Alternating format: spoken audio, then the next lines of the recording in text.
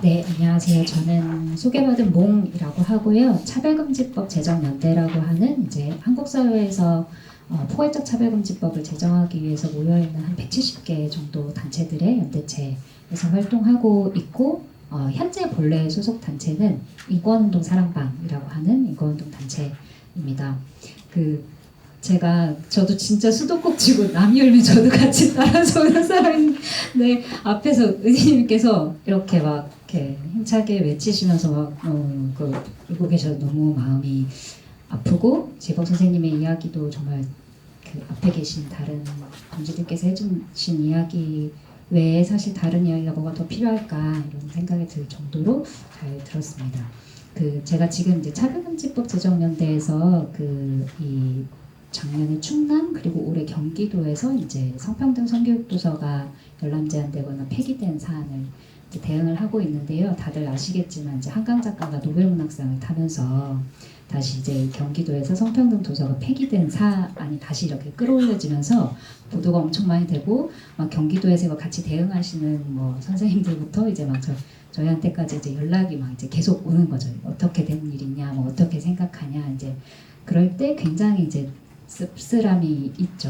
그러니까 이렇게 그 당시에도 이제 굉장히 많은 사안이 논란이 됐고 대중화가 됐다고 생각을 해요. 왜냐하면 이제 지금의 이 학교라고 하는 공간이 얼마나 이제 성불평등한가에 대해서 많은 이제 문제의식이 있고, 또 이제 교권과 학생인권을 대립적으로 다루는 이런 구도 속에서 이제 많은 집중이 되긴 했는데, 결국에는 이제 지금의 이 성차별적인 학교 공간이라고 하는 것을 유지시키는 성차별적인 구조를 유지하는 한국 사회를 어떻게 바꿀 것인가 라고 하는 이런 문제의식보다도 어떤 이제 유명한 작가의 유명한 책이 굉장히 비상식적이고 이렇게 비합리적인 그냥 개별 정치인들의 만행에 의해서 뭐 어떻게 이런 일이 벌어질 수 있지, 황당하네, 이제 이런 수준의 이 지복 선생님께서 말씀하신 이제 일시적인 현상이나 이런 사안들로 다루어지고 있는 것들이 저희가 놓여 있는 지금 좀 조건인 것 같아요. 그게 굉장히 안타깝다는 생각이 들고요. 하지만 정치대회 토론 요거를 시작할 때 이제 우리가, 그러니까 여성이 누구냐, 노동자가 누구냐, 여성 노동자가 누구여야 하냐, 그리고 노동이 누구의 문제여야 하냐, 이런 거를 질문했던 이제 연수님의 추모로 또 함께 열 수 있어서 굉장히 기뻤습니다. 시간이 짧기 때문에 나머지 부분들은 토론문을 통해서 좀 확인해 주시면 좋을 것 같고요. 이제 제가 차별금지법 제정이라고 하는, 어쨌든 이제 입법 중심의 운동을 하기 때문에 이제 차별금지법이 놓여 있는 굉장히 여러 가지 왜곡된 지형들이 있고, 그게 한국 사회 구조적인 차별, 성차별, 노동차별 이거와 관련해서 이제 발생하고 있다고 생각을 하는데, 그래서 차별금지법에 대해서 이런 인식을 가지고 있는 상황이라고 생각해요, 한국 사회가. 그러니까 아니 그렇게 별다른 내용도 없고, 사실 그냥 이미 다른 나라들에서는 많이 다 제정됐고, 아니 사람 차별하지 말고 평등하게 하자는 되게 그냥 그런 기본적인 내용을 담고 있고, 구속력도 굉장히 많지 않고, 아니 그냥 사실 너무 별게 없어서 문제인데 이거 그냥 왜 통과시키면 되지, 왜 이렇게 제정이 안 되고 있냐, 참 납득할 수가 없다, 이런 이야기들 굉장히 많이 있거든요. 근데 저는 사실은 일면 사실이기도 한데, 사실은 그만큼 차별이라고 하는 것이 얼마나 한국 사회의 뿌리 깊은 그만큼 도전받고 있지 못하는 문제인지를 드러내주는 말이기도 하다고 생각을 합니다. 최근에 이제 정말 먹산이지 먹고 사는 문제, 이런 이야기가 이제 너무 신물이 나는데, 이제 더불어민주당 이재명 당대표가 이 먹사안즘이 이제 지금의 유일한 이데올로기다, 뭐 이런 이야기를 하면서 마치 이제 지금의 이 민주당과 같은 이제 진보를 자처하는 세력이 이런 불평등, 구조적 차별과 불평등을 해결하는 데 나서겠다라고 마치 이제 천명하는 것처럼 보이는 착시 현상이 있다고 생각을 하는데, 저는 사실 이게 구조적 성차별은 없다라고 이야기한 윤석열 대통령의 말과 크게 다르지 않은 그냥 다른 판본이라고 생각을 합니다. 차별이 불평등과 관련이 없다라고 하는 인식, 혹은 적어도 관련이 없진 않지만 어쨌든 이제 소득과 자산이라고 하는 것을 중심으로 구조화되어 있는 불평등이라고 하는 것과 차별은 좀 다르다. 이렇게 이제 생각하는 그런 인식도 많이 있을 거라고 생각하는데요. 이때 그러면 이제 되게 한 최근에 이제 이런 어쨌든 이제 양극단화된 이제 과도 정치 세력의 대립이 계속되는 상황에서 이제 법 제정 운동을 할 때 그럼 뭐라고 말해야 될까 이런 게 되게 상당한 고민이었습니다. 그러니까 차별을 없애는 게 먹고 사는 것만큼 중요하다라고 얘기를 해야 되냐 전략적으로 아니면 먹고 사는 문제보다 차별을 없애는 게 중요하다고 이야기를 할 것인가. 근데 사실 이 두 가지의 다 효과라고 하는 것은 차별은 불평등하고는 무관한 것, 적어도 분리되어 있는 것. 그 다음에 지금의 이제 차별받지 않을 권리라고 하는 보편적인 요구를 하는 것은 현재 한국 사회 지형에서는 어쨌든 성소수자 혹은 이제 소수자의 존재를 인정하는 것 이상을 사실 뛰어넘기 굉장히 어렵다고 생각을 합니다. 사실 이런 말들이 계속 나오는 이유 중에 하나는 차별이 먹고 사는 문제, 불평등의 문제하고 너무나 떨어지지 않기 때문에 이것을 분리하려고 하는 사실은 일종의 전략으로 봐야 한다는 생각이 들고요. 그렇기 때문에 차별금지법을 가로막고 있는 게 보수 개신교 세력이고 이 종교의 탈세속화라고 하는 문제를 어떻게 통제할 것인가 이런 차원으로 지금의 가로막혀 있는 차별금지나 평등의 문제를 해소하기도 어렵다고 생각을 하는데요. 그것은 바로 이 법을 가장 강력하게 반대해왔던 하지만 가장 조용히 꾸준하게 물밑에서 있었던 주체가 바로 이제 재계이기 때문입니다. 다들 보수 개신교가 정말 가장 큰 대형 세력이라고 생각하시잖아요. 근데 보수 개신교가 자신들의 신념에 따라서 너무나 열심히 했기 때문에 그거에 비해서 상대적으로 우리는 드러내지 않고도 이렇게 쟤네를 응원하면서 이렇게 가면 되겠다라고 생각하는 가장 그 반대의 축에 재계가 있습니다. 그래서 저는 이게 굉장히 한국 사회의 큰 착시 중에 하나라고 생각을 하고요. 기업의 인력 운용 전반에 중대한 악영향을 끼칠 거다라고 하는 이유로 경총이 사실은 2000년대부터 아주 꾸준히 차별금지법을 반대해왔고 지금도 이 입장은 유지되고 있습니다. 그리고 신자유주의가 본격화됐던 정부들에서도 마찬가지로 이 기업에 미치는 영향이라는 것을 고려해서 차별을 해소해 나가는 문제를 단계적으로 해결해야 된다라고 하는 입장을 취했고 지금은 이제 사실 그 단계적인 입장조차도 철회하거나 침묵하고 있는 상황이죠. 근데 실제로 사람들의 삶이라고 하는 것은 이와는 정반대라는 것입니다.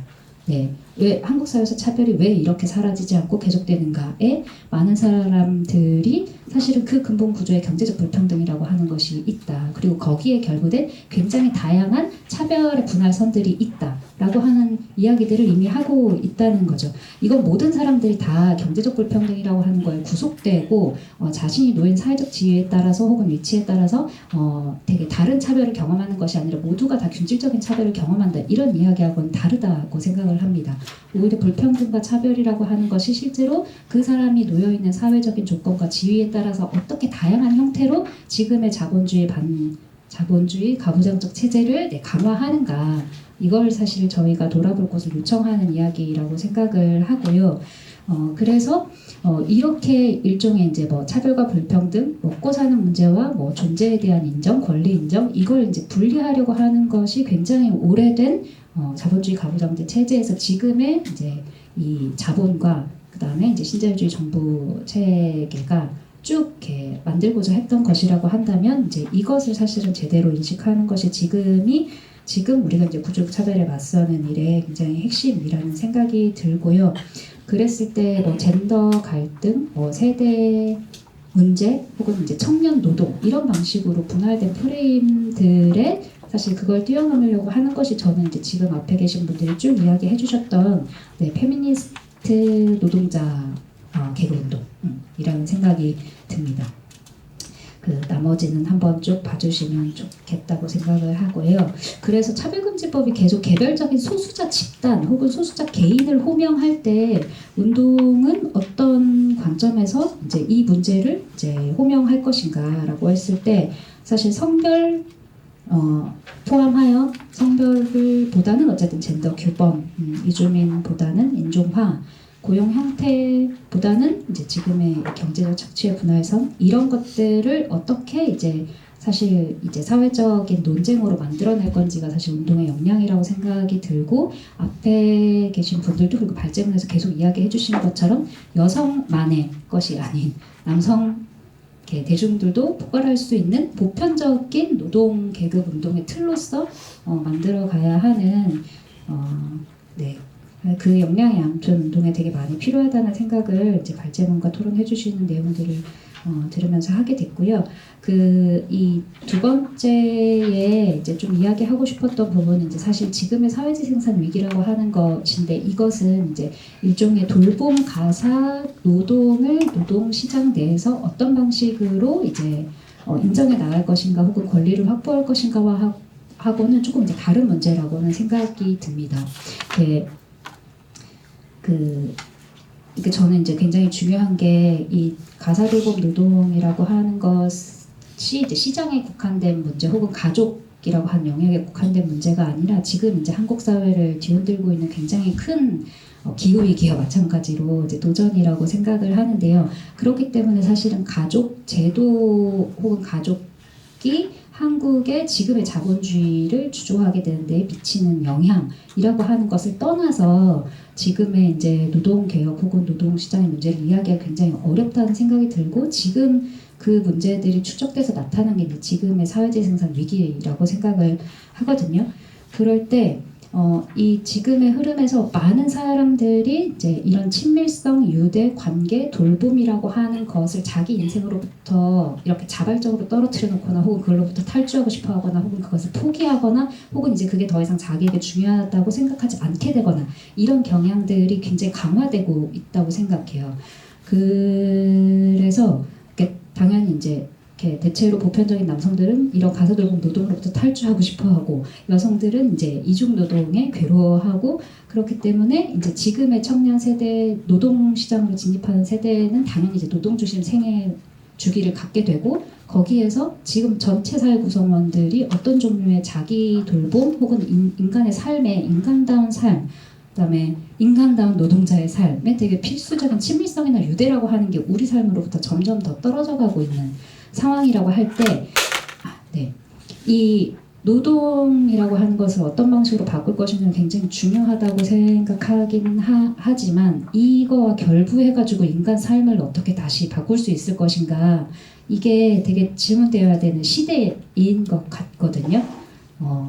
당연히 이제 이렇게 이 여성 노동자에게 어떤 종류의 가사돌봄 노동이 부과되는 이런 착취 시스템을 벗어나서 노동자로서 설 수 있게 하는 거 굉장히 중요하지만, 재생산 권리를 포기하게 하는 것이 어쨌든 사회운동의 대안이 될 수는 없다고 생각을 합니다. 그건 남성 노동자에게도 마찬가지라고 생각하고요.